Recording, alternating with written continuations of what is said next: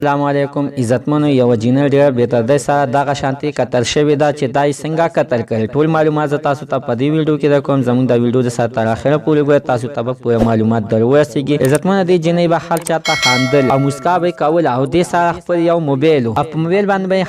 حال خای یو خلک سره غب شپ لګول او د هر کس نه به کارډونه راغوښتل خو یو ورځ په دې جنې باندې خپل پلار پیپی شو چې د زمالو خو دغه شانتي غلطه ده لور په کینه ولا او ته ویل چې ته دلته غلې کینه او دغه شانتي غلط کارونه مه کوه خو لور ویل چې پلاره ما څه کړي دي دا ورته په جواب کې وایي چې ما حال څه په خپله باندې سی کړ بس غلې کینه او ته نور څه مه کوه ځکه چې ستا ته خدای تا د خبرو نور څه حق نه سازېږي چې ته ما ته وایې چې داجي ما نور څه کړي دي ته به یعنې نور څه وکړې زموږ عزت خو دې اعلان کړو زموږ عزت خو دې زموږ عزت پورې تا یعنې خنداګانې وکړې ما دا نه غوښتل چې ته زما لور او ته زما په دغه شانتي په شرمونو باندې ته ما وشرمې خو لور نه منې کېدله یوه ورځ بیا دغه شانتي خلک سره غب شپ لګولو خو پلار په بیا راغلی خو پلار ورته بیا ویلې لورې ګوره دا کار ښه نه دی پلار ته دا پته نه ده چې دا کومو خلکانو سره غب شپ لګوي هغه خلک به د پلار دوست و او یوه ورځ دغه شانتې ډله کې ناستې دي او هغه هلک چې دی د دې جینۍ خبرې ریکارډ کړې وي او په ډله کې وویل وګوره دغه جینۍ څه زما خبر لینډین دی او غب شپ مې دی او راته وایي چې راشه ته زموږ کور ته زموږ په کور کې یعنې څوک نشته دی او پلار دا خبره برداشت نه کړه او سمدستي کور ته چې راغلی او خپله لور یې